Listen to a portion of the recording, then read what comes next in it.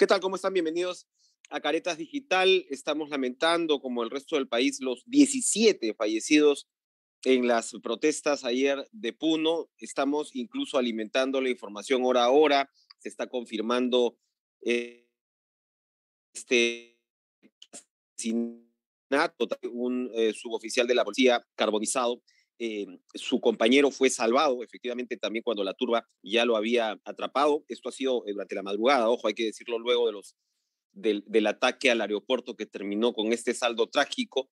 Y por supuesto, ahora mismo se va desarrollando la situación cuando el gabinete de Alberto Tarola ingresa o a poco de que ingrese al Congreso para solicitar el voto de confianza. Vamos a conversar con el especialista en estas materias, Iván Arenas, que por cierto es Nobel, columnista de Caretas, que comparte con nosotros información bastante interesante y actualizada para poder entender un poco las particularidades de esta tragedia en Puno. Iván, ¿qué tal? Gracias por estar con nosotros. Juan Enrique, muchas gracias. También lamentar la tragedia de Puno. Lamentablemente han fallecido no solamente manifestantes, sino además un miembro de la policía y otro estuvo a punto de hacerlo, ¿no? Lamentablemente. ¿Cuáles son las características? Tú has ido desmenuzando desde tu perspectiva y con la información que cuentas un poquito cuáles son los vectores que alimentan la protesta incluso en cada región, ¿no? Porque hay, por supuesto, diferencias. En algunos casos tenemos, qué duda cabe, los intereses de las economías ilegales. En otros, pues, hay que, lo decías en una columna tuya, no podemos taparnos los ojos, ¿no? Elementos maoístas extremos, y qué duda cabe, ¿no? O sea, todo este tema de la política identitaria que ha realmente enardecido a parte de la población que estaba pues con Pedro Castillo. Si tenemos que hacer una rápida radiografía de lo que pasa en Puno, ¿por dónde va? Yo creo que van por cuatro elementos. La primera es una economía ilegal, que digamos la estructura, en términos marxistas sería la estructura, es la economía ilegal, básicamente de minería ilegal, y básicamente de la informalidad comercial, ¿no? Esa es una zona muy informal. Yo creo que esa es la primera. La segunda, de acuerdo a lo que nosotros estamos analizando, es los elementos del maoísmo extremo, es decir, hay cuatro regiones en las que, de alguna otra manera, el maoísmo extremo, no quiero llamarle sendero luminoso porque eso es totalizar algo que no existe en este preciso momento así, sino es que son los herederos del maoísmo extremo y algunas vanguardias comunistas, pero el maoísmo extremo está básicamente en cuatro regiones: Puno, Ayacucho, Apurímac, Arequipa y Cusco, pero Cusco y Arequipa están por allí. Lo principal es Apurímac, Puno y Ayacucho. Entonces, hay nexos, hay, digamos, conectores, hay gente que está operando en ambos lados, hay gente que está desde digamos, la acción directa de masas, es decir, que están abajo, y hay gente que está dando carbón programático. Lo tercero es la izquierda identitaria que viene, digamos, desde EVO, la izquierda identitaria que viene de las propias regiones, de propio Puno, que hay una izquierda identitaria muy fuerte que relaciona básicamente la identidad con la identidad local, que es la nación aymara, y eso sí, y el cuarto, creo yo, es lo profundamente, digamos, la estructura de las ideas que existe allá, ¿no? Hay una tendencia marcada anti-establishment, anti-Lima, y eso precisamente yo creo que son las cuatro caracterizaciones de esta protesta, ¿no? Esto se desencadena, se llevaba varios días, pero hubo un intento de toma del aeropuerto el viernes que fue disuelto por la policía en ese momento sin mayores víctimas que lamentar, más allá, por supuesto, de los heridos y los destrozos y, por ejemplo, la destrucción de este vehículo Caspian de la policía. Pero aquí lo que ha pasado ha sido la cantidad de la turba. El primer ministro Alberto Tarola se ha referido a 9.000 personas y que 2.000 entraron en un ataque frontal contra la policía. Estamos hablando sobre todo de eso, de la diferencia en la cantidad de gente. Sí, yo creo que más gente, a mí parece más gente. Cuando nosotros estábamos siguiendo las transmisiones de las mañanas, a través de los reporteros que nos pasaban información o la información que teníamos analizando, yo creo que eran más, venían mucha gente de ILAVE, venían, en fin, yo creo que habían sido por lo menos unas 15.000 personas y por lo menos unas 3, 4.000, 5.000 personas han atacado. Y yo creo que la policía, digamos, cuando tú ves o sabes los análisis que hace la policía dimensiona de alguna otra manera cuántos son, pero yo creo que se quedan cortos, me parece que han sido mucho más, y tú te das cuenta cómo desde Ilave venían camiones, en fin, desde diferentes zonas venían camiones, con gente, camionetas, entonces de alguna otra manera has visto que la protesta ha sido una protesta, digamos, sostenida, es más o menos una protesta, puede costar de entre 1.000 a 1.500 soles, dependiendo de los recursos que mueves, entonces yo creo que a partir de allí puedes hacer un análisis de que alguien está financiando estas protestas, y esta toma de aeropuertos no es una cosa, digamos, es una cosa pensada, porque lo primero que haces es tomar los aeropuertos para que no lleguen refuerzos, no lleguen ayudas, y luego te vas al Ministerio Público, al Poder Judicial, en fin, yo creo que existía ya de alguna otra manera una zona, existe en la zona, y eso es importante decirlo, que existe ya en la zona una corriente de opinión muy fuerte de parte de el maoísmo extremo, que de alguna otra manera está dando carbón ideológico, pero por otro lado de la izquierda identitaria. Son muy fuertes, te das cuenta que hay muy fuerte, y eso está emparentado de alguna otra manera con algo que es importante también decirlo, que son los alcaldes que recién han sido electos y han tomado recién el mando. Entonces, esos alcaldes ya están de alguna otra manera financiando también, están entrando en la financiación a través de recursos y logísticas a esta movilización. Para estas nuevas autoridades se trata además de un espacio de, como ellos lo ven, de supervivencia política, ¿no? Así, o sea, estás arrancando y comenzar con la población en contra es doblemente complicado. Exactamente, ¿no? O sea, ¿cuál es la motivación? ¿Cuál es la motivación que tienen ellos? Es que, por ejemplo, el alcalde de Ilave adoptó todas las facilidades para que pueda movilizarse gente desde Ilave. Entonces, y eso es o sea, esta es digamos, el costo-beneficio del alcalde, es que ellos tienen que empezar pues con buen pie con la población, no van a ponerse en contra de la movilización en este preciso momento, ¿no? Entonces, te das cuenta que los alcaldes ya de alguna otra manera, se han puesto la camiseta, digamos, a favor de las protestas, y ellos también están de alguna otra manera dando recursos y logística, ¿no? Ahora, se ha dicho por todas partes que las demandas como tal son inconstitucionalmente inviables. Estamos hablando del cierre del Congreso, que no sé qué pasaría después de un cierre del Congreso. ¿Entrarías efectivamente una suerte de régimen cívico-militar o que no hay una salida constitucional? La renuncia de Dina Boluarte llevaría en todo caso a una presidencia del Congreso que ya sabemos también cómo podría ser rechazada si lo vemos desde esa óptica, asamblea constituyente, e incluso algunos reclaman pues la salida o la libertad de Pedro Castillo. Eso sabemos que es una agenda democráticamente, digamos, inviable, ¿no? Democráticamente inviable. Pero al mismo tiempo esto complica la permanencia del régimen de Dina Boluarte, ¿no? Erosiona sin duda su capacidad de gobernabilidad. Exactamente, erosiona fundamentalmente la capacidad de legitimidad, que es, digamos, la esencia del poder, ¿no? O sea, tú tienes poder en medida de que tengas mayor legitimidad. Pero el tema importante es que, mira, yo he estado siguiendo y ya se han abierto algunas fisuras dentro de la propia izquierda. Por ejemplo, hay tres cosas que de alguna otra manera el maoísmo extremo, que tiene una visión absolutamente distinta a la izquierda identitaria, ya han de alguna otra manera analizado. La primera es que no pueden insistir con Pedro Castillo. O sea, la segunda es que no pueden insistir con la salida del Congreso ni de Dina Boluarte. Y la tercera, no pueden insistir con esto que se llama la República del Sur, o la Nación Aymara, y en fin, las repúblicas que contengan. No pueden insistir con eso, porque el maoísmo extremo no ve eso como clase. Tú cuando te das cuenta, cuando analizas lo que dicen los herederos del maoísmo extremo, o gente que está trabajando en esta zona, que son básicamente, o han sido miembros de Movadef o de FUDEP, te das cuenta que ellos no dicen específicamente esto. Es decir, no dicen Pedro Castillo, no dicen Congreso, no dicen, porque eso no lo consideran como parte de.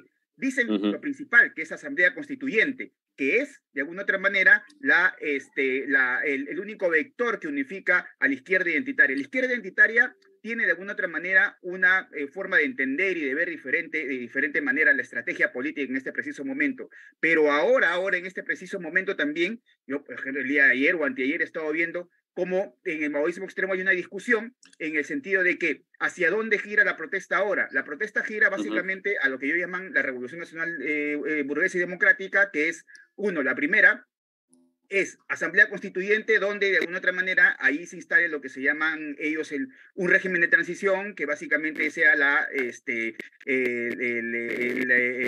capitalismo, la burguesía de capital que tenga representación, en fin, ellos están debatiendo ese tipo de cosas, no están debatiendo básicamente lo otro que la izquierda identitaria, ellos están, ya empieza el momento en el que empiezan a dividirse y empiezan a decir cuáles verdaderamente los ejes programáticos. Sí se quedan todos con la Asamblea Constituyente, que es básicamente lo principal y es lo que es la bandera más importante que ellos están en este preciso momento regulando.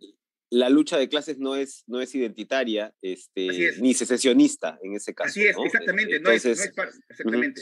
Ahora, ¿cuánto finalmente...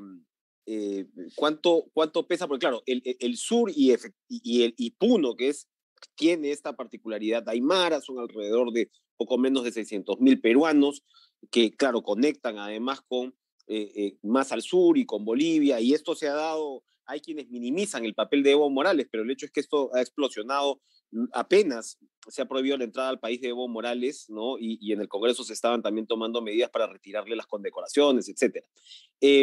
Pero hay siempre en esta parte del sur del país un sentimiento que va más allá. Tú lo que señalas, este anti-establishment, que no necesariamente incluso ha votado por la izquierda en su momento, sino ha votado por ese candidato que encarnaba desde Toledo, ¿no? Hay que decirlo, así es, pasando por Humala.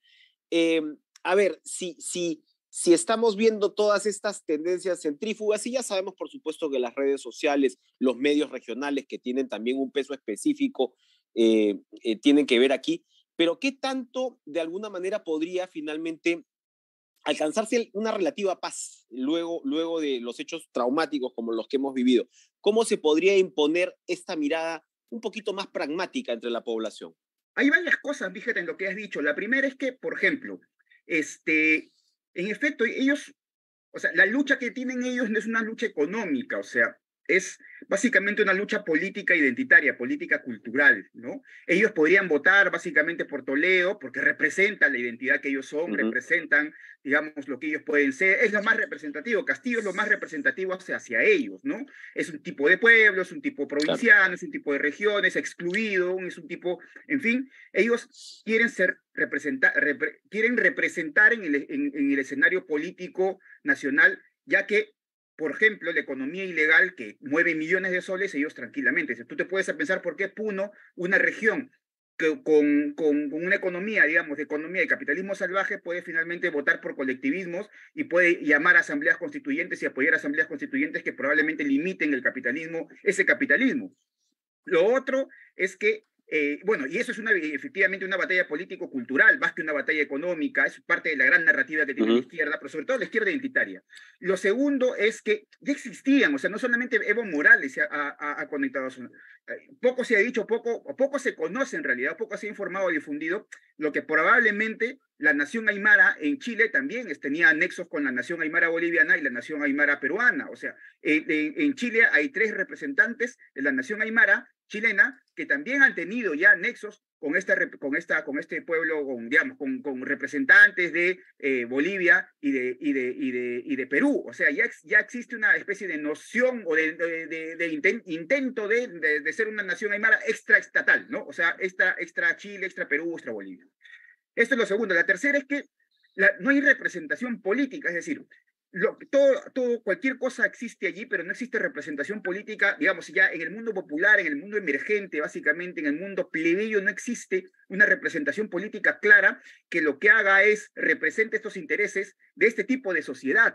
Lo cuarto allí es que cuando ellos te dicen, necesito una república del sur o una república aymara, lo que te están diciendo ellos es que ellos también necesitan una idea de modernidad a su estilo, a su forma de entender la modernidad, porque ellos entienden la república lejos de Lima, pero necesitan una idea de república unitaria, una idea de república en base a su identidad, en base a lo que ellos entienden como modernidad. Y esto es una cosa importante, porque no existe en este preciso momento en el escenario político ni la derecha ni la izquierda en el centro que tenga un proyecto nacional unitario para el país. Es por eso que se empiezan a cambiar. O sea, el gran debate del proyecto nacional se acabó. Digamos, el único que hizo una gran reforma, los únicos que habían de proyecto nacional fueron Velasco Alvarado, Fujimori, y el APRA en inicio, pero nunca llegó al poder, pero en este preciso momento no existe un proyecto nacional de parte de algunos partidos políticos. Simplemente quieren administrar lo existente y eso es imposible. ¿Por qué? Porque ya el sur te está pidiendo conexiones, te está pidiendo proyectos nacionales, te está pidiendo, en fin, lo que te está pidiendo es básicamente entender que la política entienda a través de la representación política a estos sectores, que son económicamente muy informales, ilegales además, que son mineros artesanales, en fin, están tratando de entender, o sea, no entienden cómo es que pueden calzar en Lima. Entonces, están intentando yo decirte algo ellos. Y tú tienes dos salidas, ojo. O la salida, que es la salida esta, que es el anti-establishment total, es decir, nos vamos por la vía comunista, la vía socialista, la vía colectivista, o nos vamos por representar al capitalismo popular que está financiando finalmente y que son la estructura económica de esta superestructura de ideas que existen en la zona. Entonces, hay dos salidas. O la salida es la representación política clara de esos sectores populares, o la segunda es que estos sectores populares tomen una vía anti-establishment como lo hicieron con Pedro Castillo. Y si sucede eso, vamos a tener definitivamente que lamentarnos, porque quien vertebra, o sea, tú puedes atacar, tú puedes defender, tú puedes instalar un estado de sitio si quieres, pero eso no va a terminar aquí. Lo que necesitas es la política, y la política básicamente lo hacen los partidos políticos. Si tú no tienes política, si no tienes partidos políticos, lamentablemente vamos a acabar en una situación muy mala. Ahora, solamente para acabar esta parte, Sí. se vienen elecciones, y elecciones, ¿qué vienen? Para administrar lo existente. Se vienen elecciones sin proyecto nacional, se vienen elecciones sin la cuestión nacional, cómo terminamos finalmente al cerrar la cuestión nacional, cómo terminamos la sociedad formaliza al capitalismo popular. Entonces, estamos yendo a una situación bastante difícil, ¿no? Recordemos que salimos además de un gobierno donde las economías ilegales se movieron literalmente como peces en el agua. Entonces, evidentemente hay una reacción también de defensa de lo que seguramente en medio de, ¿no?, de este entendimiento se acercaba de alguna manera a poder institucionalizar su funcionamiento. Claro, Exactamente, sus se quedó intereses. en el camino. Se Así quedó en es, el camino, exactamente, ¿no? exactamente. Y eso evidentemente alimenta lo que estamos viviendo ahora. Así es, exactamente, exactamente. Bien. O sea, todo esto lo que sugiere, o sea, lo que tú ves es un análisis social, digamos, es que existe un capitalismo formal, perdón, informal, artesanal o ilegal, pero un capitalismo popular que está facturando todo esto y que tenía un canal de representación que era Pedro Castillo, que era un anti-establishment contra Lima, que les daba el lugar para que ellos puedan tener un lugar de representación política, pero no lo tienen. Entonces, la única posibilidad es seguir apostando por alguien que de alguna otra manera rompa el anti-establishment, y eso es un estereotipo, digamos, de izquierda casi siempre. La izquierda trata de arrogarse la representación anti-establishment cuando tranquilamente puede hacerlo eso desde sectores democráticos. Entonces, aquí hay dos salidas. O los sectores, digamos, que creen en la democracia liberal, en todo el sentido de la palabra, que creen en el mercado libre, que creen en, digamos, en la democracia liberal, o estos sectores representan políticamente al mundo popular, informal, artesanal y legal, y les dan un proyecto nacional, o tienes la otra opción, que es la opción donde los sectores de maoísmo extremo saben entender muy bien y saben decir, por ejemplo, ellos dicen, el maoísmo extremo dice, hay que unirnos con el proletariado minero. ¿Y qué es el proletariado de mineros para ellos? El capitalismo informal, el capitalismo ilegal, perdón, la minería ilegal, la minería artesanal. Ellos entienden eso, o sea, lo entienden clarísima. Hay que asociarnos con los agricultores pequeños y medianos. Pero hace 20 años decíamos que habían sinchis malvados, es decir, campesinos que traían, que eran retardatarios, o sea, campesinos que traían capitalismo. No, ahora no sirve eso. En este preciso momento tenemos un programa de unidad. Entonces, ellos están entendiendo muy bien el escenario político, muy bien la estructura económica del país. Y los sectores democráticos no lo están haciendo. Por eso no tenemos lo que tenemos hasta ahora, ¿no? Iván Arenas, muchísimas gracias por esta perspectiva. Vamos a seguir en contacto, sin duda, para seguir comprendiendo cómo se va moviendo esta protesta tan compleja, tan desafiante para la democracia, para el mantenimiento del Estado-Nación, incluso diría uno, y estaremos atentos a tu próxima columna en la edición impresa de Caletas. Gracias, Iván. Muchas gracias, Enrique. Gracias. Gracias.